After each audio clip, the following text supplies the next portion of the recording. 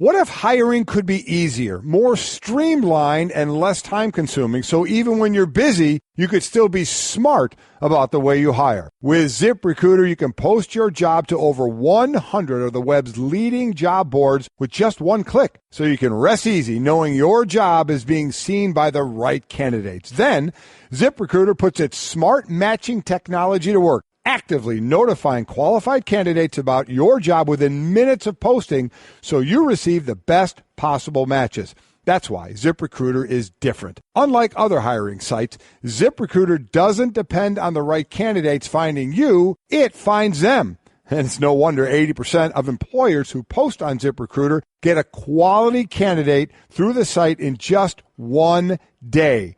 ZipRecruiter, it's the smartest way to hire. Find out today why ZipRecruiter has been used by growing businesses of all sizes and industries to find the most qualified job candidates with immediate results.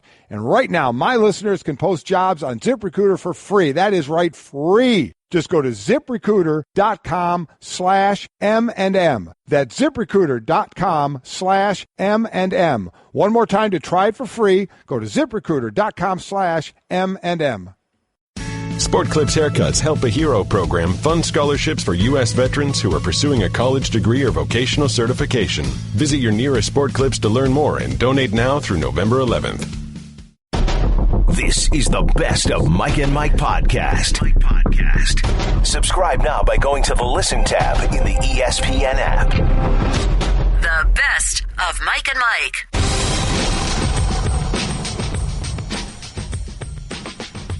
Good morning and happy Friday, everybody. We made it. The weekend is here. Glad you are here with us on Mike and Mike today. Golic and Wingo. Trey Wingo and Mike Golic Sr. What a day, what a show, what a time. I tell you what, a great sports night last night. Yeah. No doubt about it. You and I had a nice long day here yesterday. We did, but that's fine. Getting ready for the big show coming up on 11/27. Wingo coming up, November 27th. I got the date wrong yesterday. What do you think I'd do better? Well, yeah, I'll nudge you along there. But we had the all four major sports in action last night, and there was certainly some action. You know, the Thursday night football game that everybody complains about was a good one. Again, the clinching game for the Dodgers, as we'll go over, wasn't so much a good one if you were anybody but the Dodgers. It was great fans. If you're from Los Angeles. Exactly Chicago, right. Not so much, unfortunately. Basketball, another trio getting ready, playing together, and a very famous rookie for maybe not the reasons you want to be that famous. Yeah, Lonzo Ball did not actually have the greatest debut. Exactly. So there was obviously a ton to watch, ton to go on, and how great it would get you prepared for a wonderful football weekend. So a couple of great college games this weekend as well that could go a long way. One, without a doubt, is a play-in game or possibly play-in or certainly play yourself out for the losing team for Notre Dame USC. So we have a lot going on. Look, it's a great time. This is that sort of confluence of all the sports that we've talked about, which makes this one of the most energetic, entertaining times in the entire sports year. So, again, we got all the stuff coming up. We also have, just so people understand, coming up on the day, Eduardo Perez, ESPN's Major League Baseball analyst, will join us. Joey Galloway will join us to talk about the college football, the big games you talked about, and some other ones coming up this weekend. Herm Edwards will be here, and Darius Rucker will be here as well. Just dropped a new album, and it is a really good album. Really good album, and we haven't had him on in a while, so he's doing his thing. As his album drops today, he'll be all over the place talking about it, but he'll come on 7:30 Eastern time. And to boot with that, of the bobbleheads that we're giving away, one of the bobbleheads we have is a Darius Rucker bobblehead. Very nice. So the beginning of that interview, we will have Darius ask a trivia question about Darius. And it seems to be a subject he would know. That's exactly right. Yeah. So we'll get a trivia question. First one to tweet in the answer, we'll get the Darius Rucker bobblehead. So that's some fun with that. Yeah, so that's all the things we got coming for you. It's going to be a great Friday, great show for you. We'll get you started for the weekend, get you set in the right mood. We're presented by Progressive Insurance. All guests appear via the Shell Pennzoil Performance line. And don't forget to get in touch with us at Twitter at the 1-800-Flowers.com Twitter feed. But, Mike, let's start this show how we normally do with Off the Top. Okay. And let's go with the Dodgers. So much for drama. They reached the World Series for the first time since '88 with an 11-1 win over the Cubs. LA had failed to reach the World Series in their last 10 postseason trips entering this season, the longest streak in the divisional era since 1969. Cubs, after the Dodgers beat those Cubs, the Dodgers now are going to make their 19th World Series appearance. That's third all-time. Yankees have been there 40 times. Giants 20 times. Cardinals 19, and now the Dodgers at 19 as well. And it came from an unlikely source. Kike Hernandez, 3 home runs, 7 RBIs. I mean, not bad. What a night to have a night. Yeah, absolutely. And it was reminiscent a little bit of Reggie Jackson in the 77 World Series, where in the Game 6 clincher, he had 3 home runs on 3 pitches from 3 different pitchers. And it really, the joy that Hernandez had on that last home run was unbelievable. It was fantastic. And again, the last time they were in the World Series, 1988, Kirk Gibson hit that shot. I always love these. The last time, this is what's going on since the last time the Dodgers were in the World Series, 1988. The Yankees have won 5 titles since then. Yep. The Marlins came into existence, won 2 titles. Red Sox and White Sox both snapped long series droughts. As did the Cubs. Yep. Corey Seager was born after that, as was Cody Bellinger and Yasiel Puig, 94, 95, and 1990 for those 3. Barry Bonds broke the all-time home run record. So a lot has gone on. A lot has happened since the Dodgers were in the World Series. And by the way, it's interesting. Not that people in Houston want to hear this, but I think a lot of television executives at certain places might be salivating over the idea of a Dodgers-Yankees East Coast, West Coast, and the Yankees could get there tonight. The road to the World Series, by the way, goes through ESPN Radio. Catch all the postseason action presented by AutoZone on ESPN Radio, ESPNRadio.com, and the ESPN app. Those aforementioned Yankees face the Astros in Houston tonight, 1 win away from their 41st World Series appearance. I'm sorry, go ahead. Yeah, the Yankees have already beaten one 100-win team. Right. Sorry, the Indians. Yeah, it was in the script. I was trying to cut you. So you off. wouldn't talk about that? I forgot to hit the off the top. No, we got it there. But it was all sort of seamlessly together. I saw what you did there. It was all sort of one big giant Jell-O mold. Good job, buddy. By the way, and if they knock off the Astros, another 100-win team, they'll be just the 6th team ever to beat 2 in a single postseason. Really impressive the way they're doing it again, coming back from the Indians after down 0-2 to the Astros. Now they're up 3-2. They have to get by Justin Verlander, who all he's done since joining the Astros, oh my gosh, including the playoffs, he's 8-0, 1.39 ERA, 51 innings pitched, 59 strikeouts. I mean, it's either first, second, or third. Is that good? I'm not sure. In baseball, through all that, just been incredible.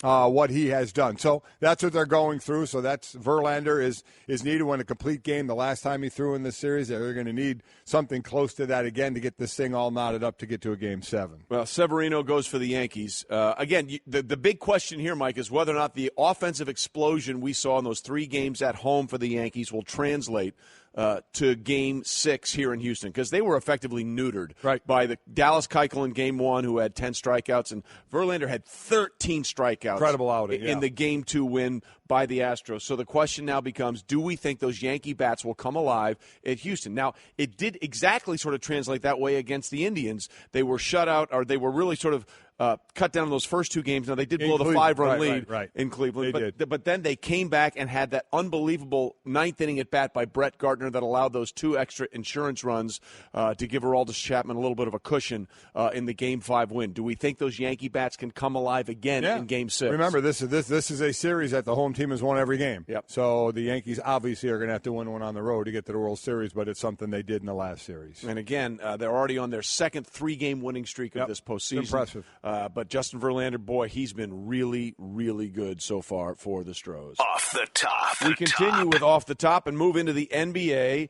In the Thunder, the debuts of Paul George and Carmelo Anthony, it was about what happened last year. Russell Westbrook, another triple-double. Unbelievable. Starts it out, 21 points, 10 rebounds, 16 assists. By the way, the 16 assists, most assists in a triple-double in a season opener in NBA history. You know who he beat out for that? Himself? Oscar Robertson. That's pretty good. And Bob Cousy. Yeah. So they were tied at 15. But, this again was the combination of a new threesome out there. Paul George, Carmelo Anthony, Russell Westbrook. George had 28, Carmelo had 22, and Westbrook had 21. They looked good. Now, they were playing the Knicks, who only have Kristaps Porzingis, who went for 31 points, 12 rebounds. He only had one other player, Enes Kanter, that had double digits, and he had 10. Nobody else was in double digits. It's one game, so we'll see where this team can grow. But Oklahoma City Thunder looked good as we look to see, is there going to be a team in the West that can compete with Golden State? It was a nice first outing by those three in Oklahoma City. Well, not only that, but it was Carmelo against his old team for the first time. And I think he said, if you're a Thunder fan, this is exactly what you wanted to hear from Carmelo Anthony. He said, yeah, that chapter's closed. That chapter's closed. No more Knicks talk. And good for him. Yeah, it is. It's time to move on. They got a nice team in Oklahoma City. Sam Presti's done a great job putting that together, even though it's only going to be for this year and it's going to change again. But let's see what they can do. Well, it's almost that you sort of have to be that way in the NBA these days, right? You have to sort of let's just see what we can do now, because we know these moving parts are always going to be changing, especially with the situation of max contracts and how much you can move them around. It almost feels like every year is a year-to-year thing. Yeah, but the one team that isn't, to digress here, but it's the Celtics. I think the Celtics had done a nice job. Sans the injury of Hayward, we're going to come back from that, we hope. But how they built for now to be good now, but also for years to come. They look like they're going to keep a lot of their parts going forward, where the others, I understand, especially in the West, the pieces you see in place right now could be in different spots next year. Well, it's really going to be interesting because the injury to Hayward obviously changes everything in the East. And barring injuries to huge players for the Cavaliers, hashtag LeBron, or Dwayne Wade's knees don't hold up, or Derrick Rose's knee doesn't hold up. It sure looks like, and I know we're saying this in October, but we could have said it last year. That's exactly right. It sure looks like they're going to be there. Yeah. And then you have an impressive debut for the Thunder. You have what we're going to see in Houston. Yeah, we already saw the Rockets beat, Golden State. But again, Golden State lost their first game last year as well. Exactly. And then into that. I'm never going to count out the Spurs because the Spurs are the Spurs. Exactly so it'll be curious to see how much the wear and tear of all those teams in the West playing each other over that 82-game schedule might be a detriment to all four of those teams in the West. And then what happens with Cleveland if it looks like they're going to have a much easier road? Well, maybe another team we might think about in the West. Maybe the Lakers. Oh, no. That continues our Off the top. Nicely done by you. Thought so. He's good. Yeah. He's good. Yeah. Because the Clippers just pounded the Lakers 108-92 in Lonzo Ball's NBA debut. He ran into Patrick Beverley, first-team All-NBA defensive performer last season, and he lived up to that billing. Certainly did. Mr. 94 feet, as they say. Lonzo Ball was 1 of 6. He did have 9 rebounds. He had 4 assists, had just 3 points in this one. Beverley was all over him. Very interesting when you hear what Patrick Beverley said after the game to Lonzo Ball. Yeah. It was very interesting where that went. But, the Clippers, obviously the better team here. Blake Griffin, 29 points. How about DeAndre Jordan? 24 rebounds. That's what he's there for. Points, 24 rebounds. But, this was a spotlight on a young Lakers team trying to grow. Everybody talking about who may go there next year to build this super team, and Lonzo Ball will be the guy that control. And listen, I like him. You watch him in the Summer League. We all watch the Summer League more than we've ever watched the Summer League before. Right. And after a rough start for him, he was the MVP of the Summer League. You can see it. You can see what his abilities are, how he sees the floor, and where he may go. But it was his first NBA game. Let's not expect too much. There's only one person out there that's expecting way too much out of this guy too early. We know who that is. It's his father. He's going to go through some growing pains, but I like the way he plays, and I think he's going to be a really, really good player, but it's just not going to happen right out of the gate. Not only do you like the way he plays, you like the way he dealt with the adversity afterwards. He said, look, I didn't play good and my team didn't win, so it was a terrible night. I mean, look, Beverly was a big part of that. Yes, he was. He spent a game-high 29 plays guarding Ball, and in those, the Lakers shot 7 of 21 from the field and had 4 assists to 7 turnovers. It's going to be a still learning progression. Experience. Yep, it is. And he'll get better, but obviously not the start he was hoping for, nor the start that the Lakers or Laker fans were hoping for. And we'll finish off the top with a little football game. Yes. Boy, that was a great football game last night as the Raiders defeated the Chiefs 31-30 on a crazy finish with 2 plays down the two untimed downs when it was all said and done, leading to that final touchdown for the Raiders. Yeah, it was, and this is what we're going to get into, but just quickly, it was a game-winning drive by Derek Carr. I mean, it's your classic game winner when you go by the numbers of that. 11 plays, 85 yards, 2 minutes and 25 seconds. He takes him down the field, gets the winning touchdown, as Trey said, after 2 penalties at the end of regulation, so he had an untimed play. One of the penalties I did not agree agree with. The other absolutely was a penalty, but we had a melee during that game where Marshawn Lynch was thrown out of the game. So a lot to get to in this game. Yeah, beast mode went least mode pretty quickly in that one, and we'll get into that as we finish up. Off the top. All right, don't forget Mike and Mike is presented by Progressive Insurance. We'll compare rates for you so you get the best deal even if it's not with us, saving you time and money. Now that's Progressive. Call or click today. Okay, there's so much to get into that Thursday night game between the Raiders and the Chiefs. Let's start on the positive side for the Raiders. Yes. Look, they had gone through 4 straight games and lost them all after a 2-game winning streak to start the season. Their offense was moribund, for lack of a better term. They had what? Moribund. Are you going to do that too? Use big words that I don't understand? Well, they're not that big. Okay. Moribund is not a big word? It's 3 syllables. Well, I mean big in the sense of it's a I don't know what it means word. Okay. It was bad. All right. See, why can't you just say bad? Because moribund rolls off the tongue. What about this show? What about you and I on this show would make you think you could use a word like moribund? Just because I wanted to hear your reaction when I used the word moribund. Unbelievable. So it was moribund, and it was morose at times. Okay. See, now that one you get. I morose like that you one. get. Yes, I do. But it suddenly was energized. And how about Amari Cooper, right? This guy has been vilified all year. Well, he's been dropping balls. I mean, rightfully so. League high, 7 drops going into the game. Had another one last night. But he showed up in the first quarter. I think he had 27 fantasy points alone. And that really, I really believe, Mike, that sort of jump-started that entire Raider offense and their fan base last night, finally seeing their number one wide receiver play like a number one. And they want to get him involved. And Hembo, I don't need it just this second, but I wonder how many guys have been targeted more than 19 times. He was targeted 19 times. There were 29 passes last night thrown by Derek Carr. So you're saying it was heavy to Amari Cooper? Holy, 29 passes, 19 targeted for Amari Cooper. I mean, that's just, and he caught 11 of them for 210 yards. A couple of TDs that were early on in the game. I mean, he had that monster game, and they need that because Crabtree, I think, had been playing well for the Raiders without question. They needed Cooper to step up. Cook, their tight end, has been a great weapon for Carr. He had 6 catches last night for over 100 yards, so I really like what he does in space as well. So they did need that. Yeah. They ran the ball 21 times, passed it 29 times, didn't run for over 100 yards, averaged a little over 4 yards a carry, but we're starting to talk about that O-line, kind of like the Dallas O-line. We're not seeing that great rushing attack out of these two teams like we saw some last year. So from that side of it, the Raiders did a very nice job.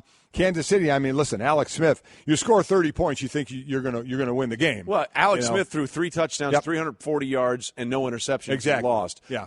But look, just so people understand how unusual this was from Amari Cooper, it had been over 50 years. Yeah. 50 years since a Raiders wide receiver had 200 receiving yards in a game. And let's not forget, towards the back end of their careers, a couple of guys named Jerry Rice and Tim Brown played for the Raiders in a pass-happy year that they went to the Super Bowl. Right. With John Gruden as their head coach and Rich Gannon as their MVP. So this was an amazing performance, and our own Damian Woody nailed it. This is a win the Raiders absolutely had to have.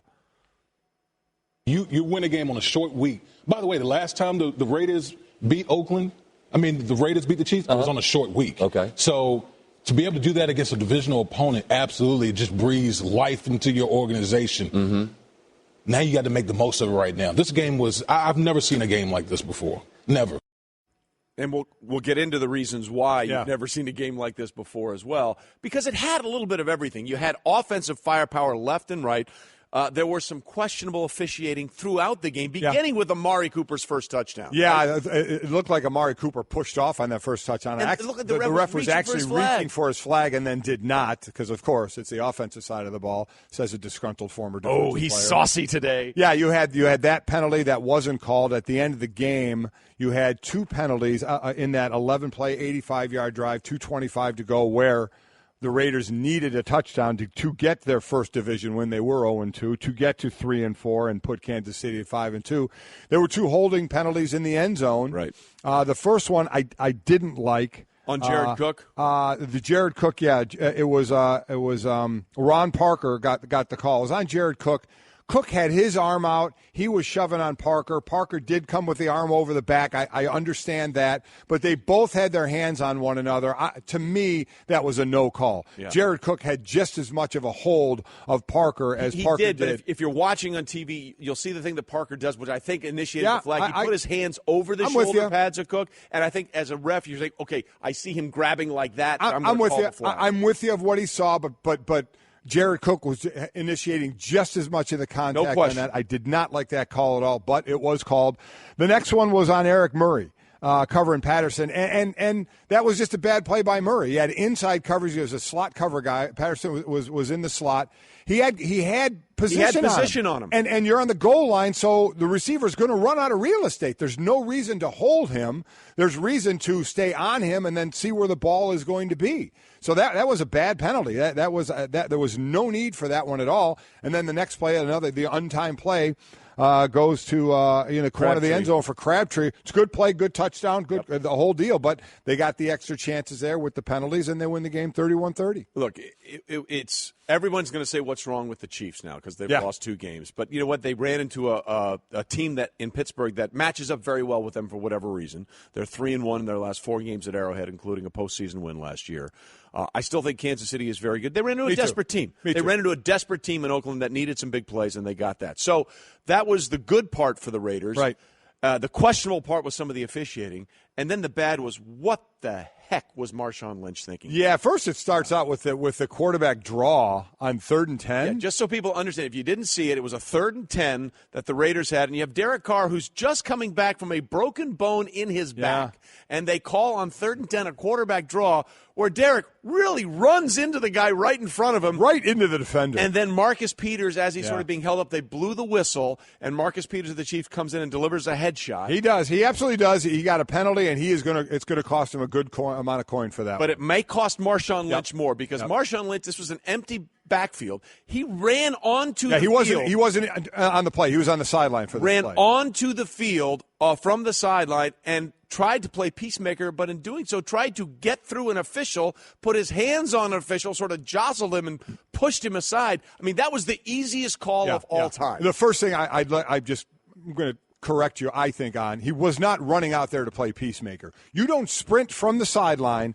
onto the field to play peacemaker. He was trying to get at Peters. He was not trying to play peacemaker. Well, he and Peters are both from Oakland. They go way back. A lot of people, Justin Forsett, the former running back, tweeted about this, that, look, these guys know each other. I think he was going – look, you're right. I don't know what was in his mindset. There was any. I don't care if you were best friends growing up. Yeah. That dude just took a shot at your quarterback. You can be best friends after that. To me, he wasn't running out there to play peacemaker at all. He was running out there with a purpose, Peters, without question. And then he grabbed the official. He knew it. He walked off the field before they even made the call. He was taking his gloves off. He knew he was going to get tossed. As soon as you grab the ref and push the ref, you're done. Especially when you sprint from the sideline. From the sideline. So he's going to get fined for the ref thing, to running out. He might get suspended. Oh, my God. Running on the field, that was already going to be a 15-yard penalty.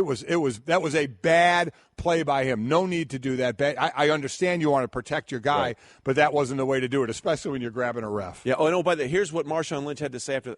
Oh, that's right. He doesn't talk ever after the game. But his quarterback, Derek Carr, did talk about that play, and here's what he had to say. Marcus is a good dude. You know, he's not a bad guy. You know, I was up, I was trying to still move, and he came and hit me. He did what he's supposed to do, so I'm okay with that, and he knows that. We talk, and, you know, when Marshawn came out, the thing that I love is the fight my teammates have, you know, for me, because I know I'd fight for them, and so, you know, that says a lot about our team, especially when you go through a lot of hard times. You know, Marcus Peters is from Oakland. He's a very good friend of Marshawn. Yes. Do you think Marshawn was there for Marcus Peters as well as for you? Maybe, but I know Marshawn's always got my back, too. Marshawn was there for Peters. Marshawn was going for Peters. And let me tell you what, it's refreshing to hear a quarterback say, I have no problem with the hit. Right. It's refreshing to hear not everybody in the world whine when a quarterback gets hit, especially the quarterback himself. Thank you, Derek Carr. Peters felt he was making a football play, took advantage of the situation, and in this day and age of the game, you can't do that as much. Right. I keep going back to when I played thing. You kids get off my lawn. Well, not really. I mean, that hit would have been just fine. Absolutely. Right? There would have been nothing wrong with it. Now they want that type of thing out of the game, and I get it. But I'm so happy Derek Carr said that. Derek Carr, look, Derek Carr's great. great. And he is. Of course, he's feeling better about that because they won the game. Yes, he is. The best of Mike and Mike. All right, we roll on here on a Friday on Mike and Mike. Trey Wingo and Mike Golic in. Preview Golic and Wingo coming your way 11:27. You mentioned Blimpworthy in college football. Joey Galloway will be couple in of about big an hour. games. Yep. About an hour, break through some big games. But there was a big debut last night in the NBA, and it's time for Straight Talk, brought to you by Straight Talk Wireless. Best phones, best networks, no contracts. And that, of course, was the L.A. debut of Lonzo Ball with the Lakers. It did not go as planned for Lonzo nor for the Lakers, as Patrick Beverley shut him down completely, and the Clippers won that game with ease, Mike. Yeah, Beverley, listen, an all-defensive player, and 4 feet. As you're going to hear in a moment, there was a little bit of motivation behind that. But, it's a young Lakers team right now. Is Brook Lopez the best player on that team now until we see what these younger guys like Ingram and Ball are going to do? It's a team that's going to be growing, and a lot of talk of, will free agents go there after this year? We'll wait and see. We're one game into 82, but it was the much-anticipated first game of Lonzo Ball. And, yeah, he got stymied. But he's not the first or the last guy to come out of college that's going to have a tough opening night. I like him as a player. I think he's going to get better, but I did think it was interesting after the game with Patrick Beverley and kind of the route he took. Yeah, just so you look at the numbers for Lonzo Ball. In 29 minutes, he was 1 of 6 from the floor, 0 of 2 from the line. He only had 3 points. He only had 4 assists, and he had a bunch of turnovers as well. I think he had 2 turnovers. So he was minus 14. Minus 14. Yeah. And obviously not what he wanted. And you alluded to it. And here's what Patrick Beverley of the Clippers had to say after the game about the extra motivation that he had. I just had to set the tone, man. I told him out the game, man, due to all the riffraff his dad brings, that he's gonna get a lot of people coming at him. He has to be ready for that, and I let him know after the game. But what a better way to start with Mr. 94 feet guarding tonight. Man, how much do you embrace it? I'm not done. Welcome to the little young NBA. Yeah, laying down the gauntlet right there. That's what's going to be expected, and what Lonzo should expect because of the big baller brain. And listen, to even go away from that for a moment, when you're a rookie, when you're touted as a rookie, as a number 2 pick of the draft, you're coming in, you're as a youngster, a one and done, a teenager, maybe 20, but usually these guys are 19, 20 years old. Do you think these veterans want to get shown up, by young players doing one and dones and coming out? And some have come out and done well, but you're going to want to clamp these guys down anyway. But Patrick Beverley, we brought this question up a lot. Are guys going to go after him extra hard because of what his dad said? And Patrick Beverley went up and told him, listen, the next 5 guards he plays against, Eric Bledsoe, Drew Holiday, John Wall, Kyle Lowry, and Ricky Rubio. Bledsoe averaged 2 steals a game. Holiday and Lowry ranked among the top 4 point guards in defensive real plus minus.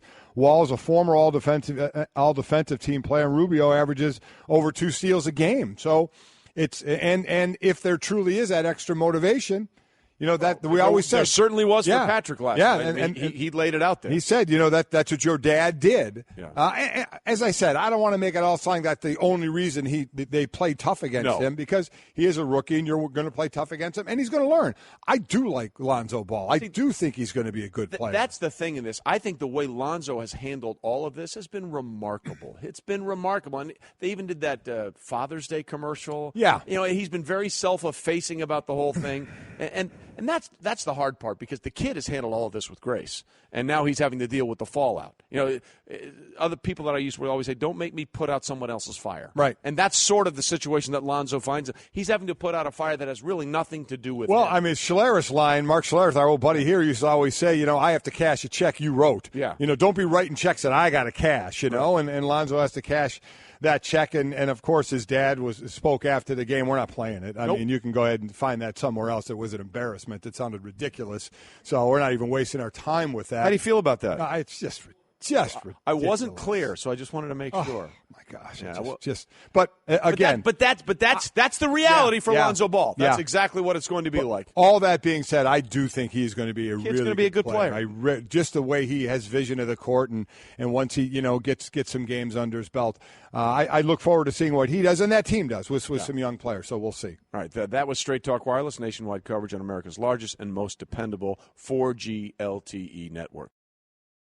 Hey everyone, Mike Golic here. Support for Mike and Mike podcast comes from our friends at Rocket Mortgage by Quicken Loans. Chances are you're confident when it comes to your work, your hobbies, your life. Rocket Mortgage gives you that same level of confidence when it comes to buying a home or refinancing your existing home loan. With Rocket Mortgage, you can apply simply and understand fully so you can mortgage confidently. To get started, go to rocketmortgage.com/Mikes.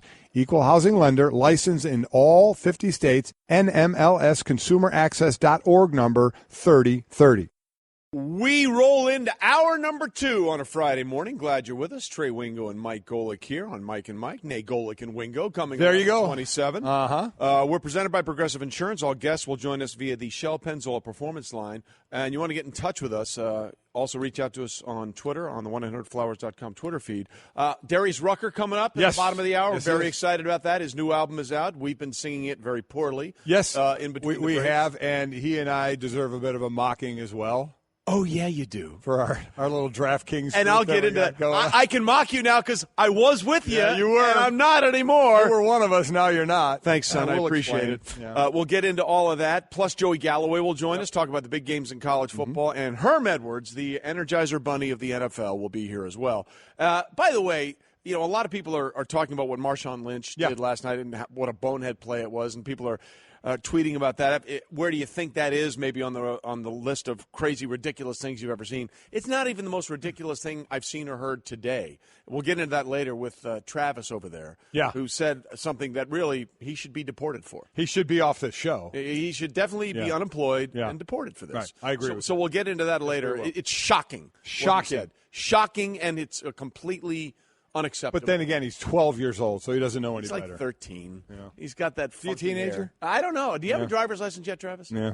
Take it away. He's got his driver's license. Okay. So lots to get into there. We'll tell you what he said. And really, it's the end for him, and we wish him all the best after that. But we get into what was the beginning for Carmelo Anthony and the Thunder. Russell Westbrook did Russell Westbrook things, but the trio of George, Carmelo, and Russell, very solid. Granted, against the Knicks, but in their season debut at home, beating the Knicks 105-84, and everybody in that big trio contributed. Russell Westbrook did Russell Westbrook things. Another triple-double, 16 assists, most in a triple-double in an opening night in NBA history. 21. That is a very specific stat, by the way. It really is. The most assists in a triple-double on an opening night in a day that ends in Y on a Thursday in October before November 15th. Yes. Our stat department is very good. He is now on top of that list. He surpassed Oscar Robertson and Bob Cousy for that honor. But he only took 12 shots on the night. He got his 21 points, his triple-double. Carmelo Anthony took 20 shots. Paul George took 23 shots. So this is how it's going to be. If you're anybody else on that team, you pick up the crumbs, and when you are thrown a crumb, get an offensive rebound and put it back up, do something with it, and that may get you another crumb after that. But between them, 90 shots for the team. They took 55 of them, as I try and do some quick math to that. Good for you. As I mentioned, 28 points, 22 points, 21 points. When they were on the floor, all went well, because we all talk about the teams out there that have the new chemistry to have, which we had Charles Barkley on. And he talked about he didn't buy into that chemistry thing too much, because we brought it up with Miami and LeBron. He said they still went to the final. So, you can work it out rather quickly. And you wonder where Oklahoma City is going to be in the West with this, and also take a picture of it, because it's the only year you're probably going to have these three guys together. But how far can they go? That's going to be the question. That's the thing, isn't it? I mean, look, I think we all understand that the Golden State Warriors are the gold standard and where everybody's trying to get to. But over an 82-game season, if we're talking about this potentially really good trio in Oklahoma City, and we're talking about a potentially always fundamentally strong, with a superstar when he's right, Kawhi Leonard for the Spurs, and we're talking about the moves that the Houston Rockets have made, it's going to be a fun watch, I think, all during the season. I think the last couple of years, it's been like, okay, I got it. Golden State's going to go from the West, and the Cavs are going to go from the East. I think it's still very, very likely that the Cavs will get there from the East. But is it that certain that with all this talent in the West that Golden State will once again just get there to the finals? Yes, I think so. I don't think – while I think teams got better – I don't think anybody got as good as Golden State in a 7-game series. Yeah. That's the thing. Barring an injury, listen, we saw it in opening night for Boston, unfortunately, with Gordon Hayward being out for the year. And we saw Kevin Durant miss time last year with the knee, but he came back fine, and that was always going to be the question. Health is always the key, and we don't know. You saw that with Aaron Rodgers going down the way he did. How healthy are you in week 13, 14, 15 in the NFL? That's going to have a lot to do with things. And in the NBA, that's why we always have this resting thing, which I do think was overblown a little bit, as the commissioner did when he was on with us and said. But you want to be ready for the playoffs. I mean, they reacted to it. It may have been overblown. Oh, they did. They reacted. They absolutely to it. reacted starting earlier because of all of this. The bottom line is you want to be healthy as you can by the playoffs. And I think health not being a factor at this point, I do think Golden State is the better team in 7-game series and will be the representative in the West. But at least what you get is, instead of last year, in the Hamptons when Kevin Durant said, I'm going to, Golden State, and we said, okay, Cleveland and Golden State, at least there's like – it's a more interesting thing to follow. Last year, what did we follow? We followed Russell Westbrook. Was he going to break, Oscar Robertson? Who was the MVP, Harden or Russell Westbrook? Here you got some different chemistry matchups on teams that could get really interesting to watch. It is nice to talk about the team sometimes as opposed to the individual aspect, and I think that's going to be the fun part about this going forward. And if you're an Oklahoma City Thunder fan, the best thing you heard from Carmelo Anthony, because he could have said anything he wanted. He said that in the article in the New York Times before the game. Hey, Phil Jackson was trying to trade me for a bag of chips. Yep. He could have gone out and said this was personal for me, blah, blah, blah. After the game, he said, yeah, about the Knicks, that chapter's closed. That chapter's closed. No more Knicks talk. Yeah. And if you're at the Thunder, you're like, love that. Yeah, love it. Love hearing it. Let's move on. Both he and George started out cold in this game, but they're going to get the line. What you see, what I said, 23 shots for George, 20 shots for Anthony, 12 for Westbrook. You'll get more out of Westbrook as well, but that's going to be it.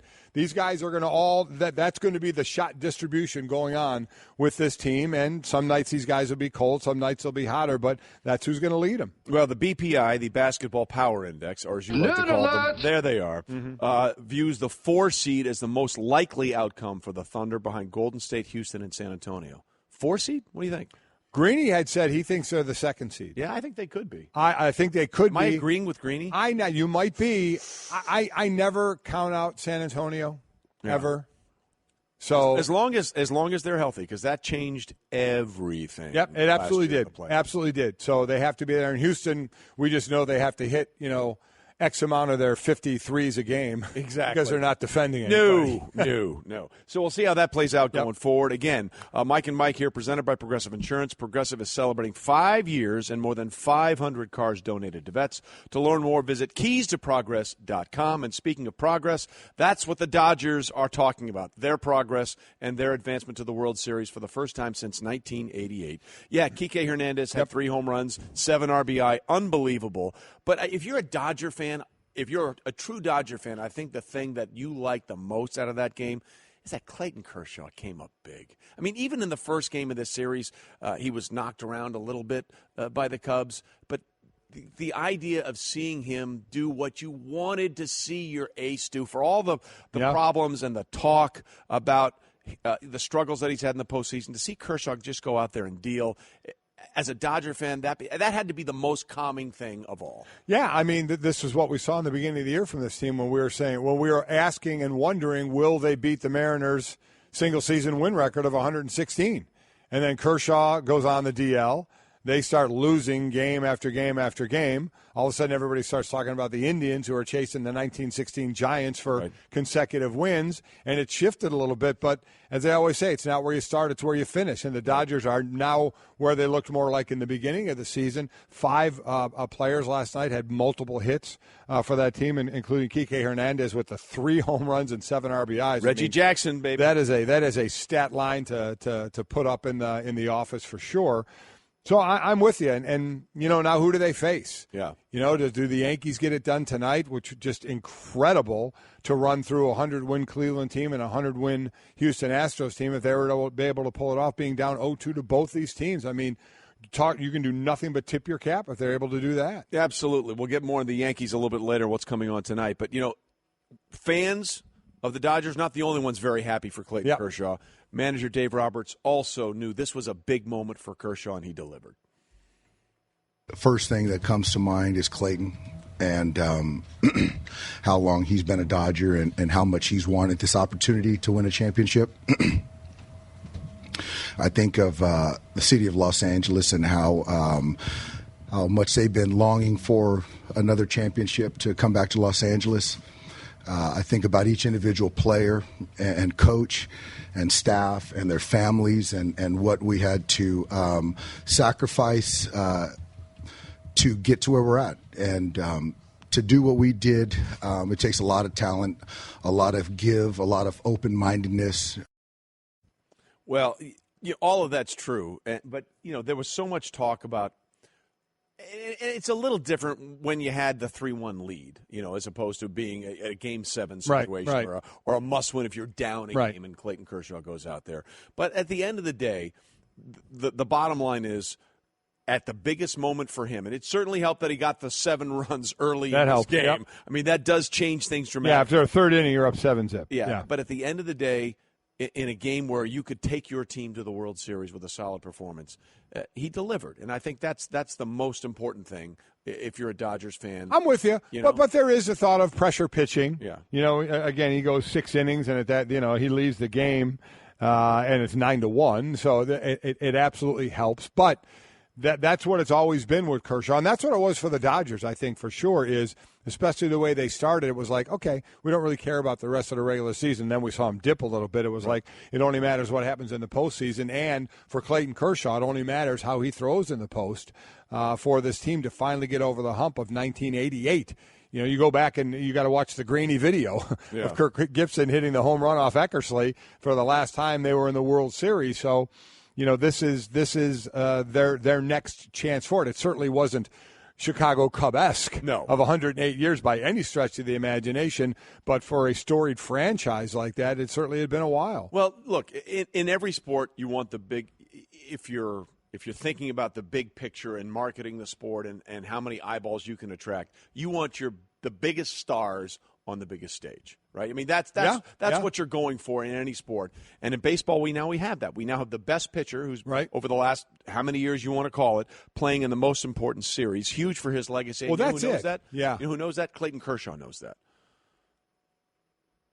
It's an incredible feeling. I think more than anything, just the group of guys that we get to do it with this time is every year it's been a fun group of guys, but there's something about this year just with, for example, Kike tonight, he told me, hey, I got your back tonight. I mean, he said that before I even went out there, and then he goes and hits 3 home runs. It just seems like every single night there's just a different guy that's contributing, and that's the measure of a great team. And from the bullpen being unbelievable to guys that are role players being unbelievable, it's just been and then the superstars being superstars like JT and Belly, and I'm Chris Taylor, CT. They're all superstars in my book. So it's just been I'm just really thankful I get to be on this team. Well, I'm pretty sure they're thankful he's and you mentioned it. There's the team aspect, certainly, which is the most important thing, but also his legacy. Yeah. This is where you make your name. This is where you... And it's been the one knock against him. It's where you get remembered all time for, yes, you were a great regular season guy, but what did you do to help carry your team to a championship? That was always said about Peyton Manning. You know, one of the great, the great regular seasons that he'd have, and say, okay, now you got to finish it off. And times he was not doing that, so it can be a fair question at times. To that, a little different. Obviously, in football, I think it's a little different with a pitcher than way too much on a quarterback. Correct. In the postseason, I get that because of the 3 different aspects. Where a pitcher, kind of like the goalie in hockey. Yeah. They stand on their head. That's when they make their names in the postseason. Well, it's interesting too because the sort of the narrative around Kershaw. There's really 2 narratives in the postseason. One is, oh, he's really bad, but it's actually not that true. The narrative is he's really bad against one team, the Cardinals. For whatever reason, the Cardinals and the 6th inning have always owned Clayton Kershaw. In fact, we looked it up. Clayton Kershaw, when he's not playing the Cardinals in the postseason, his record is 6-3 with an ERA of 3.7. So that's not terrible. Right. It's just that one team. Yep. That one team that he could not get around all those years, the St. Louis Cardinals. But they're not in it anymore. It wasn't there for them, and so now Clayton Kershaw is there, and now the Dodgers await whether it'll be the Yankees or the Astros. And the interesting thing about tonight is how good the Yankees have been at home in the postseason, and they've struggled on the road. They are just 1-4 on the road in postseason. But that one was the one they had to have in Cleveland in Game 5. And the Astros have been 4-0 at home in the postseason. Bottom line is they got it done on the road when they had to, and they only have to get it done one time on the road in the next 2 games with the way they've been playing against Verlander, who Eduardo Perez brought up a great point. You know, when Verlander throws over 120 pitches, his next start sometimes isn't so good. He threw that complete game last time around, so you wonder, because we all know if the Yankees can get to that bullpen of the Astros, it is so big-time advantage Yankees that they could end this thing. It's so impressed with them, and it really, I really think it was an interesting question. You know, I know my son had brought it up on his show and here as well. Is this a likable Yankees team? They are because they're not. You know, let's go get that guy. Let's go get Clemens. Let's go get Teixeira. Let's go to – I mean, we love you, Mark. You work for us now. But we all understood what happened. It's kind of ingrained to say, they can go out and buy a championship, buy whoever they want. This was supposed to be the year that they're not doing. You got some homegrown guys there, you know, coming along, young players. And, it seems like it's kind of a different feel. In fact, Yahoo's Jeff Passan making this comment about how likable the Yankees are. So long as it's still legal, though, and not punishable by prison time or even worse, being forced to watch the Houston Astros offense in the American League Championship Series, let it be said, damn, is this Yankees team a joy to watch? Odd though that may be to read, and odder though that it is to type, denying as much would be whitewashing one of the great stories in baseball's 2017 postseason, in which the New York Yankees look a lot more like the Rebel Alliance than the Evil Empire. Well played. Nice last line. And thank you, by the way, for bringing in the Disney product of Star Wars. Appreciate Coming that out, very by much. The way, in December. Go see it, please. Appreciate that, Jeff. Couple of times. But it is true, right? I mean, this is a different thing. I mean, it is. It's a different feel. And, you know, people got on those Yankees that won all those World Series from 96 through 2000, and even spilling over into 2009 a little bit.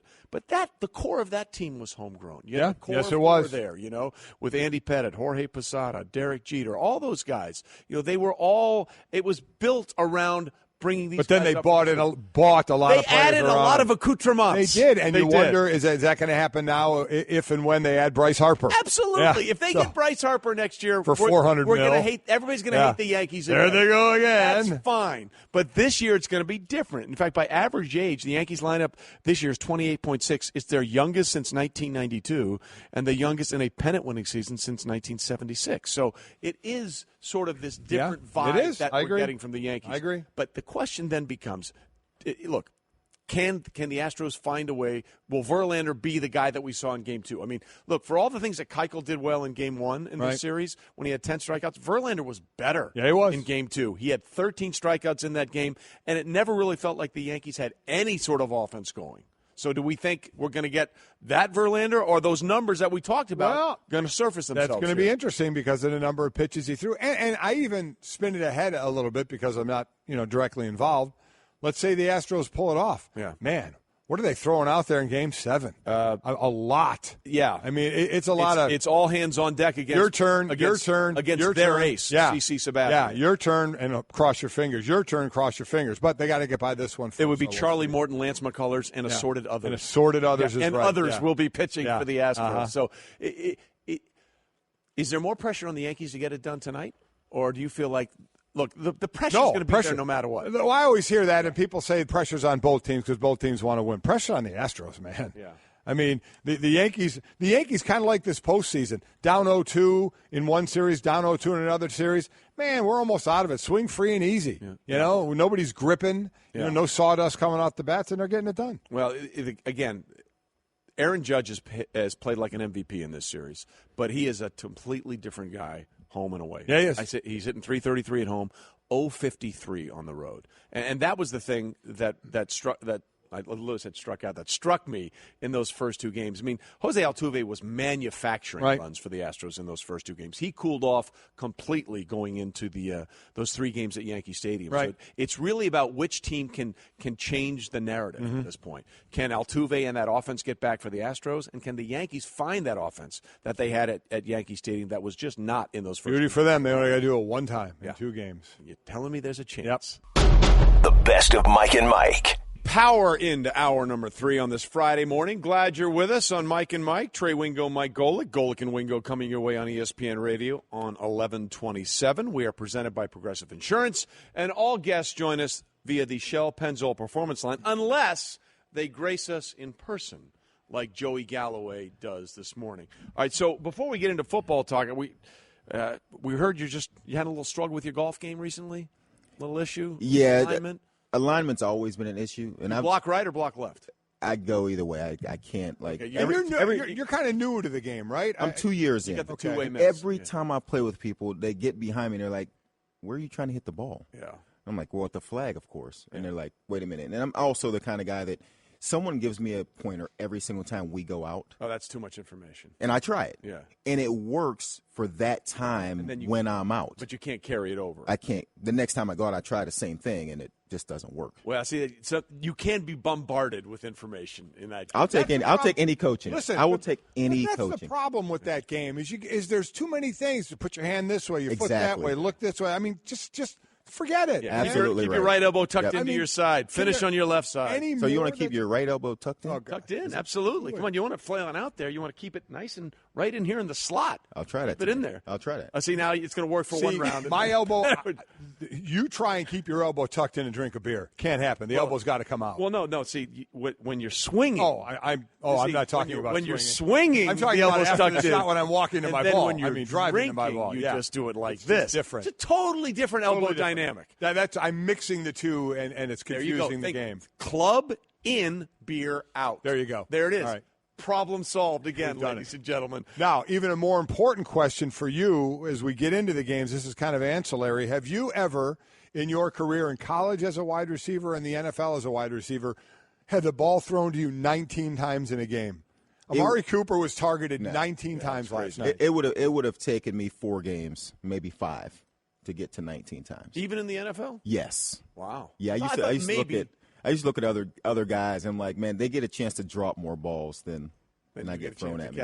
Well, Amari's dropped a few, so there's no doubt about that. He leads the league in that this year. 19 targets, 11 catches, 210 yards, 2 TDs. I mean, what a game! But just to have the ball thrown, I would imagine as a receiver, you would be somewhat jealous. That'd be fun. Yeah, that would be fun to drop that many and still get 11 and 200 and 2 touchdowns. First Raider receiver in over 50 years with 200 receiving yards, which is amazing, again, when you think about on the back end of their careers, Jerry Rice and Tim Brown were there. And they had Cliff Branch back in the day. Now, I get it. There was more of a running offense, but he was their deep threat. You think one game he would have gotten loose for something like that. So that was what the NFL had. In the start of Week 7 and Thursday Night Football, great game. But obviously, Joey, a lot of what you do is around the college game right now. And, we got USC. Can I break for just one? Hold for just 1 second. Sure. We've just been given a note. Week 8. Oh, look at this. 2007 against Jacksonville, you were targeted 18 times. There you go. I need to see proof. You had 6 catches. Hembo, get proof. Happened the other 12 times. I was wondering the same thing. Yeah. I can't remember. It's hard to think that you would forget a game where you were targeted 18 times. Although, to be fair, the question you asked him was he targeted 19 times? Yeah, that's true. You're right. So he was never targeted 19 times. I need to see proof on that. You don't believe you were targeted 18 times? And some of the quarterbacks I played with so bad, they might have been thrown to the other guy. Hold on. It just landed in my area, but it was going. That's Joey backing up the bus over the quarterbacks he played with right now. Done. All right, sorry to interrupt. That's right. But I had to get that. That was very good. But to be fair, the question was 19, and he was only targeted 18 times in that game. So he did answer correctly. Now let's see, according to you, if he answers this one correctly. USC at Notre Dame, one of the headline games. This is easy. Do you think the winner of this game has any chance to be in the college playoff? The winner for sure has a chance. Yeah. The loser's out. The loser's done with this conversation. Notre Dame, when you looked at their schedule at the beginning of the season, you're like, man, that is a tough schedule. Mm-hmm. Like, no way. But if they win out, they are in. That's what I wanted to hear from you. They're in, right?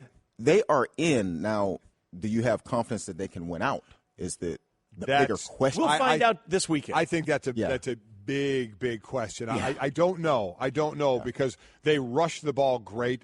Passing is okay. Defense, it's been simplified a bit with Elko, the new defensive coordinator. They don't get to the quarterback enough. They do schematically. They have to blitz. They need they have to blitz. They need to get those guys that could just whoop somebody one-on-one and get there to the quarterback.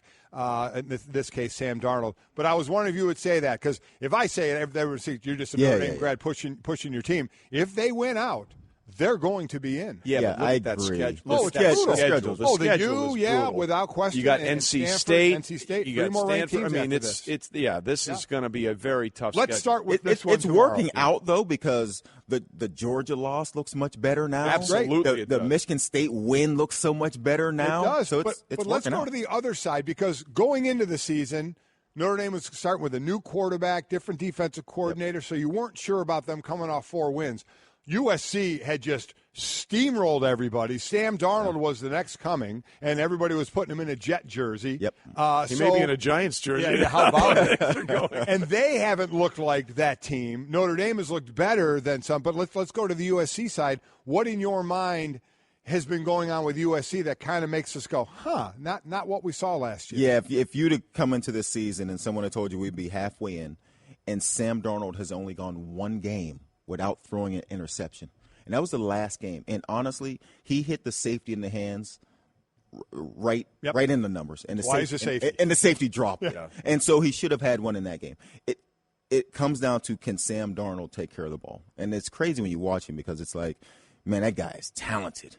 And then you're like, man, that guy's average. You scratch your head at some of the reads, don't you? It's where amazing. You see receivers and where he's going with the ball. Some of the things he's doing. It's crazy. But to be fair, he's lost a lot of the talent that he had around him last year, and so there's been an adjustment period. I'm not making excuses for him, but sounds like you are. But when you hit the defender here, that's bad. Yeah, then you know what I mean. Like when you're throwing it into double coverage, when you're doing that stuff, I hear you on the talent thing. But come on. It's been decisions, because you're right that the talent is different, but the decisions on where he's going with the ball has been a head scratcher. Really I just wonder how much that'll factor into talent evaluators in the draft, because I think they're going to see they get blinded by this all the time, and we've seen this time and time again, and we'll see it play out in Dallas. Again, we're coming to Dallas for the draft. It's going to be a party. Philadelphia was great last year, so Dallas, you got to bring it this year. You got to bring it in 2018. They'll see what they want to see, and they'll say, we can fix that. But you're right. Blake Bortles still hasn't fixed the decision-making of throwing it to the other team. So that's going to be the one thing. But I still think if he comes out, he said he still wants to stay in. Thinking about staying, yeah. But if he comes out, I don't think he'll last very long in the first round, no matter what he does going forward. I don't think he will either. I mean, it always amazes me, and it happens everywhere, Joe. I think you agree, I'm always amazed at what's put on a quarterback, the evaluation, when they're done with the pads and they put shorts and a T-shirt on, and all of a sudden the evaluation changes, and I'm like, and there's no why? safety out there anymore. Yeah. There's no safety standing there to throw the ball to. I agree. It is crazy. But everybody at the next level thinks that they are a genius. Sure. And so that they can fix it. Just like if you think you can fix my golf game, keep the elbow in. Well, I'm not a genius. They think they can. And I don't play Everyone one on thinks TV they can or fix radio. it. I'm just being honest about that. By the way, Notre Dame currently a 3.5-point favorite against USC. The Fighting Irish have lost outright in 6 of their previous 7 games. Wasn't it the USC game last year where Brian Kelly kept him out on halftime to run through some drills? He was so angry with the team. Wasn't that last year in the rain? I think he kept him. I think he kept him out on the sideline. Really? Yeah. Why don't I remember that? Yeah. Because I don't have kids playing there anymore. I'm just a fan, so maybe I do tailgate now. Block it out. I think you do. Okay, so now let's talk about another big matchup this weekend. It's Penn State and Michigan. Saquon Barkley up against that Michigan defense. The Michigan defense allowing just 224 yards per game. Saquon Barkley basically doing whatever he wants in every game. What do you see happening there? It's going to be a great atmosphere. The Michigan offense, they struggle to throw the ball. I mean, and that's being kind. O'Korn has stepped in. He's more mobile. But they are still struggling to go downfield. They had like 58 yards passing last game, 10 of 20. Not going to get it done against Penn State. But this really is Penn State's first test. They're undefeated. They're ranked number 2, but they really don't have a great win on their schedule. So this is their first time. Interesting to me about Penn State, they went against Northwestern, and they're going read option between McSorley and Saquon Barkley, and Northwestern did a terrific job of going after Saquon Barkley. They said, McSorley, you keep it and you beat us. And so it looked like a very slow offensive game for Penn State. Michigan is better defensively than Northwestern, so it'll be interesting to see if Penn State can creatively find ways to get the ball to Barkley. We do it exactly right, and if that part of it gets shut down a little bit, where else can McSorley go? Because Don Brown, the D coordinator for Michigan, to use the term that's used so many times, is blitzing getting off the bus. Yes. I mean, he just is coming after you, and he's got players that can do it. So if they are to neutralize Barkley a little bit, man, what McSorley's going to have to do in other areas is going to get really interesting. Yeah, the Michigan defense, but they don't have the issues of, like, we talk Notre Dame, it's like you have to blitz to get there. Like, you're not getting there unless you blitz.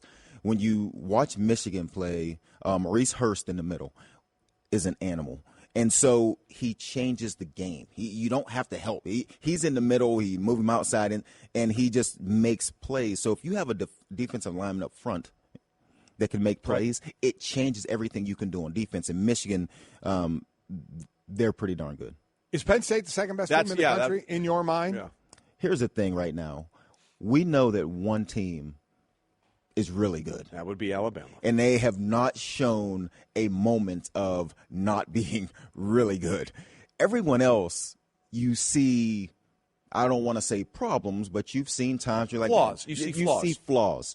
And so it doesn't matter who's 2, 3, 4, and 5 at this moment, because all the football is ahead of us. You know, we still have teams that if they win out, if Notre Dame wins out, it doesn't matter where they are now. If they win out, they get in.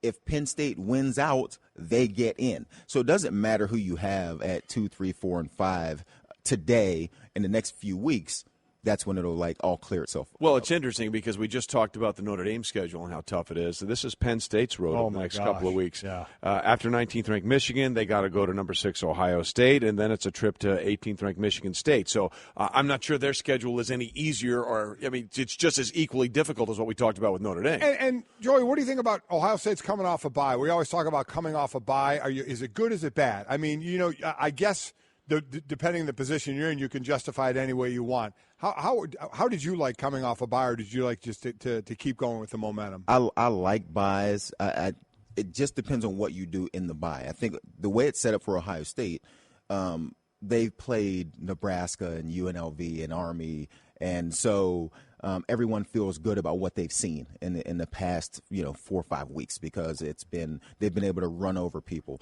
I love the bye in this situation because it lets them change gears. It won't be that easy moving forward. Now they play Penn State, and so they'll get an extra week to now focus and get ready for an actual game. Nebraska, not a game. Right. Maryland, not a. Now you get a chance to refocus and say, okay, let's hunker down. Let's beat Penn State. Well, the interesting thing here is we're talking about a lot of one-loss teams. You got Ohio State with 1 loss, Clemson with 1 loss, and now issues a quarterback. And then you have Oklahoma, who has the 1 loss. Which one of those one-loss teams do you think is in the most peril right now of not making it? Well, it'll be interesting to see what Kelly Bryant does. And you know what I mean? It's hard to say what Clemson will be until we find out Kelly Bryant coming back. I think the issue for Ohio State is the other one-loss team is Oklahoma, right, who beat Ohio State in Columbus. Right. And so as you come down to the end, if both teams stay with 1 loss, both teams are right there and you're trying to figure out which team gets in, then Ohio State could be in trouble, because there's no way each team finish with 1 loss. There is no possible way you could say, well, Ohio State deserves to be in and Oklahoma doesn't. Well, although that was the case in the Big 12 a couple of years ago with Baylor and TCU. But neither got in, though. Right. You know what I mean? Right. And honestly, that was the first year of the ring, and I went nuts on that Sunday. I went nuts for what they did to TCU, ranking them number 3, and then 5 days later drop them down to number 6. Yep. And I honestly went nuts over that situation, because I thought it was just the wrong thing to do. So any team that's like in a conference, the 1 loss, all that who lost of the, we had 5 undefeateds go down this past weekend, no ranked matchups either. You know what 1 loss does? It just puts you in a position where now you can't lose anymore. Was there a team after what happened last week, which was incredible, that got helped through all this, that all of a sudden maybe got a little bit of new life because so many of those teams went down? What I would say is we have conversations of, can 2 teams get in from 1 conference? Right. And so if you're Georgia or if you're Alabama and you're in the SEC and both teams stay unbeaten until the SEC championship game, and it comes down to a close field goal game, I think that situation got helped by the Pac-12 falling apart. Now, the Pac-12 now doesn't have any undefeated teams. Right. And so I think they put one nail in their coffin as far as getting in, because it is tough now for a team like Washington with they have Washington State and Stanford left on their schedule, and then maybe the Pac-12 championship game.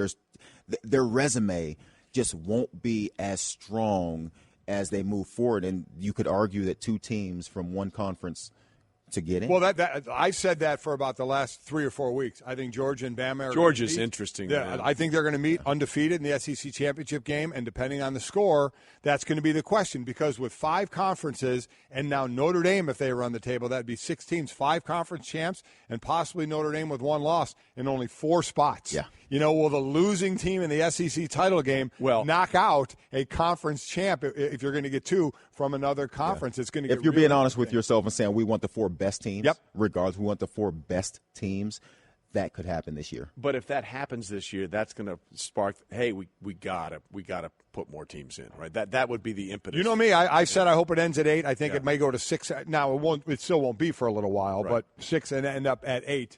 And then even when you get 8, you'll then 9 and 10. Then we'll start talking. But always be a but complaint. at least at that point, I don't think people are going to say really the 9th team or the 10th team. I mean, 8 I think is people are going to argue, right? But The 9th. Well, and 10th. they're going to look. Twitter exists. People can argue about everything. Exactly. I mean, exactly. That's a white shirt. No, it isn't. You're lying. You know. I mean, it's ivory. Exactly. They're it's a going dark to argue. cream. Yeah. You know, they will argue about things, but I think the passion and the caring about 9 or 10 is not going to be the same as, say, 5 or 6 or unless you're 7. 9 or 10. We are already getting darn close to asking these kids to play an NFL schedule. And so I've not been a fan of paying players, but if you keep adding teams to a playoff and we keep stretching out where there's season, more money for every game. You're going to make me move over to, okay, now all of a sudden we'll start talking about asking these kids. I think you had win 15 game. It's a 15-game season if you win it all now. Yeah. And you're getting really close to the one thing I'm going to NFL say, season. and I say this every time, the lower divisions, they've had playoffs for a while. Those teams all play a lot of games, and we never seem to care about them. We never seem to bring them up with, hey, how are they going to school? How is that going on? How are they playing so many games? We never. How do we know where they're going to school? No one's paying attention. You know what? I don't. Completely separate discussion. The NCAA would like to talk to you about that. Actually, yeah, exactly. But you know what I mean? I do. They're absolutely do. They're playing those games. All of a sudden, the guys at the big schools, my God, how can we expect them to do it? These are players, at the lower divisions that are playing a lot of games like that. We would also try to figure out how can we stretch it out? How can we make more money? More money. There you go. Commercialize it. Yep. And again, when we're getting closer to that NFL schedule, now I'm leaning toward paying. Yeah. Exactly. But you're right. To that point, not only is it not just this sport, but every other sport in the NCAA has playoffs, including the tournament, which is crazy. Yep. And then you have every other level of football has playoffs. So don't tell me it can't be done. Yeah. It can't be done. It can be done. It's just a matter of monetizing it. It can be. Oh, so it's about the money. Oh, yeah. Well, I wonder. There you go. But it's about these amateur athletes and their scholastic aptitudes. And stop it. They're student athletes. They are athletes. They certainly are. Wait, what? Hembo, the great Hembo, for those watching on ESPN, is that it? Just brought up the box score of that 2007 game against the Jags. Joey, what do you see? What's your line? I see. I had a long catch of 58 yards. But how many targets? Hold up. Where's touchdown? Hold on. No touchdowns. This is a mistake. No, you have one receiving touchdown right there. You have a receiving touchdown. I don't see it on here. I don't see it on. Did you want me to help you read a thing here? Apparently. Let me see. I mean, there's circles on the paper. I'm going to help Joey's golf swing, and you're going to help Joey read. So it's all holy smokes. Yeah. Oh, yeah. Circles at the see bottom. what I mean? There are circles on the page. It right doesn't here. matter. Circle gets the square. TD 1. There you go. Where's right here. Where was that? 1.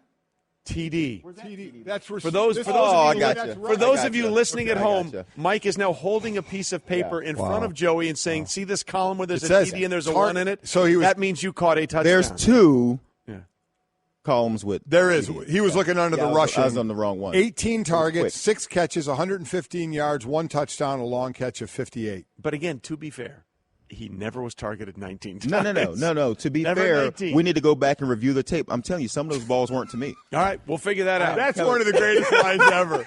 That is. By the way, Jeff Garcia was the quarterback you threw on. Oh, yeah. So Definitely some of those balls weren't to me then. Oh, my God. I think next week we got to get Jeff Garcia Jeff, on the by show. the way, Yeah. to Joey's, Jeff was 19 of 41. Yeah. 1 touchdown, 3 interceptions in that game. You know what? See, it backs up both points. Then. We got both points covered here. You know, numbers never lie, Yeah, kids. yeah. The numbers never Joey lie. just dropped the mic on him. There you go. Joey, thanks for being with us. Thanks, guys. We appreciate it. All right, Joey Galloway, we'll fix this golf swing. We'll get him and Jeff Garcia together in therapy. It'll all be wonderful. Hug it out. As the 2-0 is swung on and a high drive, left center field. Did he do it again? Yes, he did. Kike Hernandez with his 3rd home run of the game. Unbelievable. He has driven in 7, and the Dodgers lead 11-1.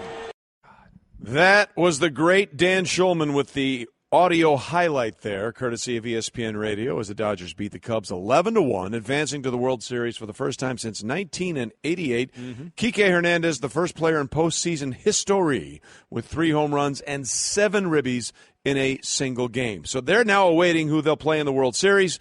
It's going to be the Yankees or the Astros. The Yankees could get there tonight if they take care of business in Game 6 of the ALCS. They lead 3-2. That game is in Houston. Coverage begins tonight at 7 Eastern on ESPN Radio and the ESPN app. And, of course, the Astros are trying to force a Game 7.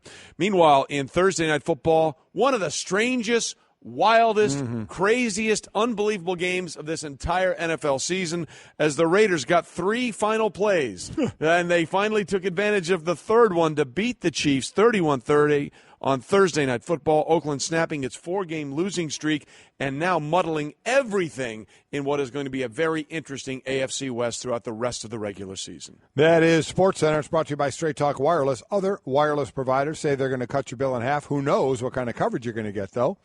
But with Straight Talk Wireless, you get nationwide coverage on America's largest and most dependable 4G LTE networks, and their no-contract unlimited plan is just $45 a month. All right, we roll on. Trey Wingo, Mike Golic here. Delighted to be joined by my road dog, Herm Edwards. Coach, how we doing? We're good.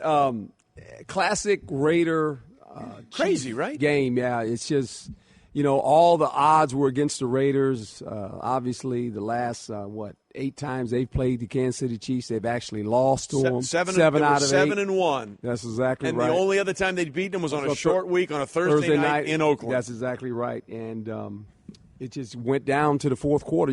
It's a game where there was a lot of talk about the Raiders' offensive line. They showed up in this sense last night, protected the quarterback very well. He went back 52 times and didn't get sacked. Not once. And the odds of you going back 50 or more times of winning, right now it's the teams that do that, they're 3-14. As a head coach, would you go in after that, say, Jack Del Rio, hey, guy, nice win, get to that first practice and say, you know what, we can't win this way. We can't win throwing 52 times a game. I just gave you the number. And the 3rd win was last night by car, so you don't win a lot of games throwing it 50 times. I mean, they try to run a little bit, but it was a passing game. I mean, it was 88 passes combined by both teams, a lot of fouls. Going into this game, you would have thought that the Raiders generally are the team that are known for the fouls, the penalties. Kansas City really was. Kansas City was averaging 8 penalties a game, and it finally came back to bite them last night when those plays extended the game for the Raiders. And then they took advantage of that, obviously, and won. It was a game marred with a lot of odd calls, a lot of odd plays. A lot of odd decisions. Before I ask what I was going to ask, what did you think of the last 2 holding calls at the end of regulation that gave the extra plays? Well, hey, they called it. I mean, down in the red zone, it gets tight. There's a lot of hands going on. I mean, the push-off was the first one they called, obviously went against the Raiders, and then the next 2 were holding calls. And the second one they called, the first penalty, on the Raider was on the Chiefs down there after the push-off by Crabtree. I mean, that ball should have been caught. Yeah. Even though it was a foul, right? I mean, he throws the jump high ball, and he should have been caught. He drops it, and then he get another chance. And It was just one of those games. You watch it and you go, is this really happening? Yeah, it happened. And good for the Raiders. They needed a win like this. Are we seeing, sorry, Trey, are we seeing the effect, the Kansas City pass defense is near the bottom? Yes. Is how much of that effect, as we saw Amari Cooper get targeted 19 times last night for 11 catches, over 200 yards, of no Eric Berry in the middle of that field? Well, that has a lot to do with it. Peters is their corner, the guy they try to lock up on the best receiver. What the Raiders did last night, they actually moved Amari around. They put him in the slot a lot, and did some things with him. But you got to give credit to the offensive line because this is a defense that can rush the passer. Houston and Ford and Jones inside, they can generally hit the quarterback. They went back 52 times. He never got sacked. The only time he really got in trouble is when he actually audibled when he saw two man and ran a quarterback draw. Well, that was the ugliest thing. And the coach is going to tell him, don't do that again. He ran right into the one guy that was standing there. Don't do that. How about they don't make that call again? Let's not call that play. Well, he did. Well, no, it wasn't. He audible to it. He actually, because he came on the network last night, says, I audible to it. They go, what are you doing? Don't do that again. Don't do that one. Let's take that one out. Yeah. Let's just not do that. Herm, I got to ask you, look, people may not know your ties to the Kansas City organization. Not only were you the head coach there, you've been on staff there. Yeah. They were one of the organizations you grew up. Yes. Okay. We've had over the last 2 years, two teams start 5-0 and miss the playoffs. We had the Falcons in 2015, and we had the Minnesota Vikings start 5-0 in 2016. Right. The Chiefs have started 5-0 and look like world beaters. Right. Go up to New England, take care of the Patriots, season opener. They have all these weapons. They're doing all these kind of things. Suddenly, they've lost 2 games. Yes. What's your level of concern about the Chiefs right now? Well, my concern, and it's always been this with these guys, especially defensively, they give you room to move the football. They do 2 things very well on defense. They either take it away from you or they sack the quarterback. Right. That didn't happen last night. Now, did they have some opportunities to catch a couple interceptions? They sure did. And didn't do it. I mean, a couple times Carr threw the ball like I'm going, that wasn't a smart throw, right? But they didn't take advantage of it, and that's going to be who they are. I mean, we saw it now. What they did, the Raiders came out with the same plan that Pittsburgh came out with, trying to run the ball early, with the counter plays. Didn't work. And then the Raiders got away from it and said, we're just going to throw it. We're going to just spread you out, and we're going to tell our offensive line, you block for Carr, and Carr, you got to win the game. And he did. In the fourth quarter, he had 3 possessions, scored 10 points. Chiefs had 2 possessions, scored 0 points. And that's basically the game. It got down to the fourth quarter, and you got a star quarterback that you played a lot of money to that hadn't been playing well, and you said, you know what? You got to carry the team to victory. And he did it. It was pretty impressive. And now we have what would look like the possibility of a team kind of moving ahead in that division, losing twice. I think now, Herm, making that division what we all actually thought it was going to be. A race. A race, a tight race where these guys are going to knock each other off, and maybe 3 teams get in the playoffs out of this. Well, I don't know. I don't know that because I do know this. 12 teams right now in both divisions have 3 or more wins. The only, now Oakland and Kansas City have 9 games left, but most of these teams have 10 games left. So Kansas City has room for error because they put that big 5 on the number. They were 5-1. So you're talking about 10-game season. So all these teams, for the most part, except for Oakland and obviously Kansas City last night, they don't have 10 games left. But everyone else has 10 games. So it's a race to 10. I've always told Trey this. I say, Trey, it's always a race to 10. Who can get to 10 wins first? When you get to 10, then it's all about home field advantage, winning your division. So we'll see where this goes. Unfortunately, I had 10 wins a season one time in Philly. We didn't make the playoffs. Yeah, and that's an oddity. You know that. I know what you're saying. Well, the Chiefs, that happened to the Chiefs once, and they wanted to change the rule. That's exactly right. What happened to the Patriots? Didn't happen to the Patriots when Brady went out? 11-5. 11-5. They didn't make the playoffs. Exactly right. Herm, I got to ask you about the bizarrest thing that happened in that game. It was Marshawn Lynch streaking off the sidelines and arguably his best run as a Raider, going in there after Derek Carr's quarterback got knocked by one of his boys from Oakland, Marcus Peters. He went right through a ref, ran off. Yeah. Look, he's probably going to get suspended. I don't know that. I think he got kicked out of the game, and that might be it. He's going to get fined. He got kicked out of the game. When you grab a ref, Herm, that's I mean, generally when you touch a ref, is a touch when you touch a ref, you're out. Yeah. But he grabbed. It was more of a jostle and a grab. So is the grab now you're suspended? I don't know that. Well, we don't know either. No, we don't know. I don't think so. I think he's going to be fined. He was ejected from the game. My question: you have always been a proactive head coach. Yeah. You didn't wait for the league to discipline Larry Johnson when he ran afoul of you. You sat him down, and you called the league office and said, I'm going to sit him down. You guys do what you got to do. I'm taking care of this myself. Right. How would you handle that situation if you were the head coach of the Raiders? Well, you're going to have the conversation with Lynch and say, you can't do that. Now, he's his own guy. Well, and you know what? When you sign on, when he's on your team and you sign on for this, okay? That's part of it. Jack Del Rio's one of those guys, and he gets it. There's a reason that he's in Oakland. He wanted to come back and play from Oakland. He has a lot of allegiance in Oakland. I'm talking about Marshawn Lynch. Mm-hmm. He's a guy that does a lot in his community. Peters is one of his boys. He's kind of a mentor for him. All that went on. But when you look at what he's done so far, he's had 72 runs for 266 yards. He's averaging about 3.7. Hasn't been what they thought. No. Average in the league is 4.1. Last night, before he got kicked out, he only had 2 carries. Right. I kept watching the game going, why is he not in the game? Is he hurt? And then all of a sudden he streaks out there and says, he ain't hurt. He ain't hurt, no. He can still run fast. That was very fast. But I think if you're Jack, you're going to have a conversation with him. But you know what? This is who this guy is. You knew this when he came in the door. And that's part of it now. I mean, he went from Buffalo, he went to Seattle.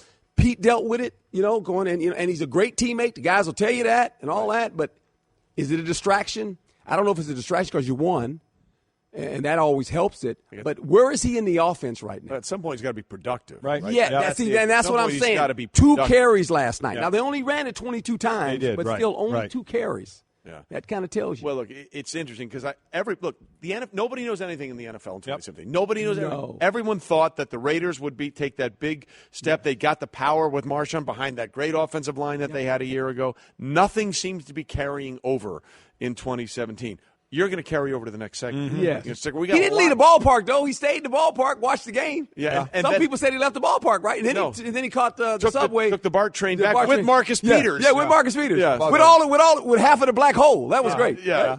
So look, that's Marshawn Lynch. He's an interesting guy. There's no question. And we'd like to hear from him about what went on, but he doesn't talk. Not gonna talk. You know why I'm here. The best of Mike and Mike.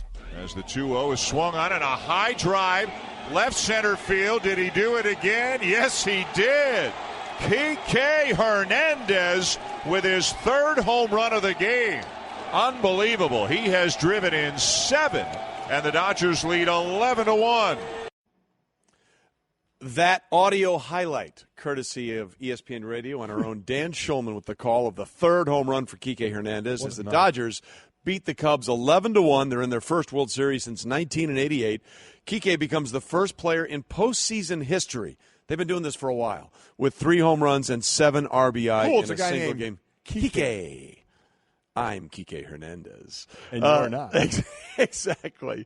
The Yankees could get there and join the Dodgers tonight, but they got to get through the Astros in Game 6 of the ALCS. They lead 3-2. Astros trying to force a Game 7 with Justin Verlander on the bump.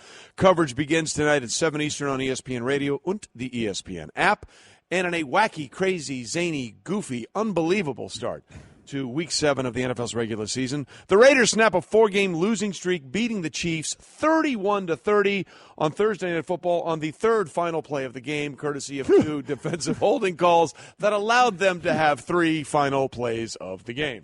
That SportsCenter is brought to you by GNC. You got some big goals? Well, GNC's got your protein, like Total Lean for weight management, GNC Amp Waybolic for sports. Find best-selling brands like Optimum and MuscleTech and in-store exclusives like Ghost and Performix.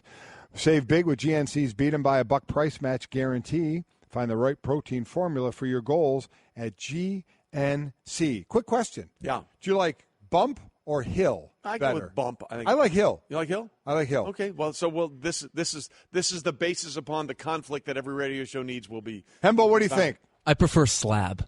Slab? Oh, just because toe of the rubber. slab. Yeah. You've never heard toe the slab? No, when I hear slab, I hear nothing but ribs. And meat. Okay. But I know he's referring to the rubber on the mount. No, I get that. I wasn't sure. Okay, I understand that. I think everyone can say that they wouldn't understand. When I know hill and mound, I don't know slab that much, but if you say slab, my mouth will immediately begin to water with barbecue so sauce. Hembo, take slab out of it. Yeah. Hill or bump. Hill is formal, bump is informal. There you go. Well, I'm a very informal guy. Well, for the sake of the show, then there you go. Bump. Wait, what is what? Hill would be more formal than bump. He's right. You're a formal guy. That's what I think of. By the way, Think I've shown that. he's wearing jorts and sandals underneath the set, just so you know. That's how formal Without he is. underwear. All right. I'm sorry. Oh, Did I say that out loud? We're ending. It's time for another edition of Love It, Oh, this is fun. or Shove It with Mike and Mike. ESPN Radio. Trying to get that last thing out of my head. Don't blame you. Okay, time for Love It or Shove It. Bubba's here. Yeah, he is. Bubba, explain what we're doing. What's up? Where are you? Hold on, you're brought to us by Granger. Yeah. And so what are you? What's going on? Guys. So I am in a deep, dark basement, and you may have heard the big story of the week is Rick Pitino. That's one of them. And he was really interested in taking a lie detector test. So I'm here, strapped up to a lie detector test. I'm going to give you a lie detector test. Don't worry about the semantics. I was about to say, you could not have explained that worse. No, when you become a professional interrogator, you do it how you want. For now, so are you you're a human lie detector? So Yeah. you're detecting whether or not we lie. Right, he's I'm wearing giving the you a lie apparatus. detector test. Okay. Right, okay. All right, go ahead. Ask Sure. a couple. All right. So we're going to start off with a baseline just to see where you're at, okay? Trey, Yeah. please state your full name. Hal Chapman Wingo III. Just mark that here. Okay. Got that? Thank you. Golic, Yeah. please state your career sack total in the NFL. 1? Sorry. 2. It's 11.5. Okay.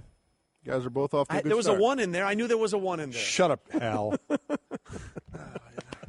Okay, All right. Michael. Trey, Yes. isn't it true that you think your son Chappie should also be a host on Golic and Wingo for an hour every day? Absolutely. Equal time. Absolutely. By the way, he killed it in the promo reads. He yesterday. did. I can't He wait killed for it. that to come out. Truth. That is the truth. Truth. Well, All right, good job, guys. We're off to a good start. Here's the first Love It or Shove It question. I was hoping for another question. We'll get to you. Thanks for including me. We'll get to you. All right. Clayton Kershaw will win World Series MVP. Love it or shove it. Wow.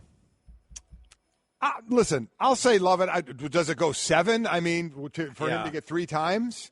I mean, that's going to be the thing. Would he have to have 3 starts to get it, you think? Probably 2, maybe, and then a relief appearance, and then a relief perhaps. appearance, but that would mean going 7. They've lost 1 game this postseason. Do we think whoever they play, it's going 7 games?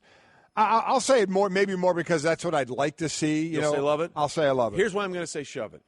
Because, they won 100 games, but whoever they play in the World Series will be a team that's beaten 2 100-win teams, the Cleveland and the Astros, or another 100-win team, the Astros. So if you have 200-win teams in the World Series, I think it may go 7. Mm-hmm. So I'll say shove it. I'll just say shove it. Okay. I'll say shove it. All right, Bubba. All right, Gold, my question for you. Have you paid off all of your outstanding bets? Ooh. No, I have not. I owe the staff here a hot breakfast. It's exactly right. Telling the truth. Yeah. I did. I do. Telling the truth. He also owes the IRS, but that's a different. That's a whole. I was hoping you didn't ask that. We'll get question. into that one. I have till November 17th to pay that bet off. Russell Westbrook will average a triple-double again this season. Love it or shove it. This is how I'm going to answer this question. Who has the ball in his hand every possession? That would be Russell Westbrook. Then he will. I mean, so listen, Paul George is going to get his shots. Carmelo Anthony's going to get his shots. But when push comes to shove, Russell Westbrook's still going to get his. So I think he still may do it. I almost want to say shove it just to go. It hadn't been done since Big O doing it. Right. And it had been decades. For a season. And now to think it could happen 2 seasons in a row might be pushing it. So I've now just talked myself out of it. I shove it. Okay, I love that because you started to love it, and then you said when push comes to shove, Yeah, I love it or I shove it. See and that? you went See back how to he did shove that? it. I'm going to go with love it because I think that he's not going to take as many shots, and he will distribute to guys that can finish in George and Carmelo. And the 10 points is probably the easiest way to go, I think right? 10 points is the least thing for him to worry about. I changed it again. I love it. Oh, my God. You have commitment issues. I love it. You have major commitment issues. We both love it. Trey. Yeah. Do you believe that you should have top billing with the new show and that it should be called Wingo and the Golics? No. No, I knew that's that was a lie. I've been very upfront with this. What did I say? That is a lie. The Mike Golic show with others earlier. But listen, don't care. You could say it all you want, Don't but care. deep down, it's a lie. The lie not a lie if you detector believe it. doesn't lie. All right. Yep.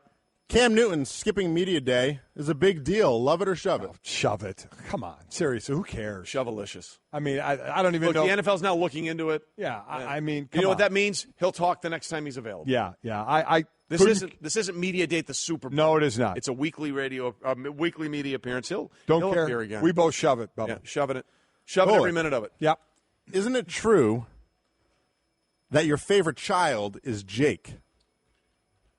That's false, because my favorite child changes daily, and I've told them that. They have to earn my love. That's true. Yeah, they have to earn my love every single day. That is true. Right. The Eagles are the Super Bowl favorites. Love it or shove it?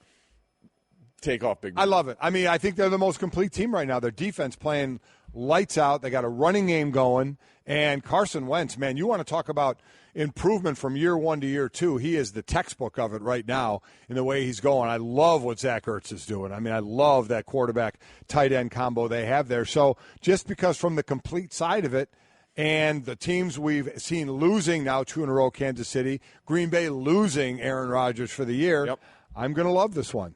Repeat the question as you stated it to Golic. As you exactly stated it to Golic. The Eagles are the Super Bowl favorites. Love it or shove it? Oh, okay. See, I thought you said right now. No. Right now I would say that. I'm going to shove it. I did not say that. I'm going to shove it because I have no idea what happens 2 weeks from now. 2 weeks ago. Oh, way to take a stand. 2 weeks ago. Well, no, nobody knows anything. 2 weeks ago, win. 2 weeks ago, the Chiefs were unbeaten. Now they've lost. Make a commitment. Shove it. Give me shove it. No. I hate you. That's probably the basis for the show. Probably is. What do we got? Trey. Yeah. Is it true that your golf index is 7.6 and worse than Greeny's? Yeah, that's probably true.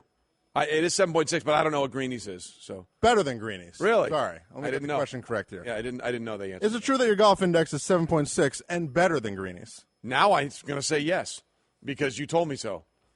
True. There you go. You're a better golfer. I had no idea who was the better golfer. I basically I didn't care, but I didn't know. I didn't know until now either. So now we know. Trey, so if you guys better golfer, I think his is like maybe a 9 or a 10 something. If like you guys were to play, I don't know what does that figure to like how many strokes a hole or it's almost a push though, isn't it?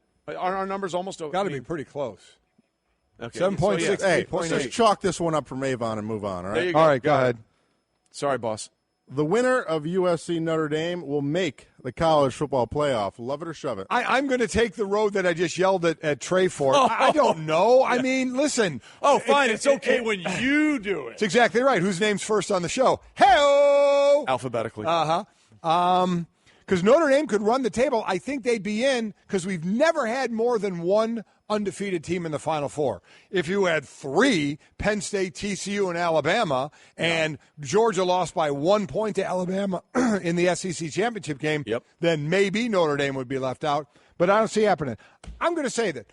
No, I can't say it because I think even if USC wins, I don't think they're guaranteed to be in there. So because of that, I'm going to shove it. I have literally no idea what you've said. Here's what I'll say. Literally, you've talked in circles. Here's the way I'll do it. Yeah. If Notre Dame wins and they run the table, they're in. If USC wins this game and they run the table, I'm not so sure. So it's a shove it.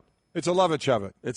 I'm shoving the love on this one. Move on to the next thing. All right, last one for Golic. Yep, thank God. Is it true that your favorite segment in the history of Mike and Mike has been Love It or Shove It? That's completely false. It couldn't be any more false. I just put up with this segment more than anything else.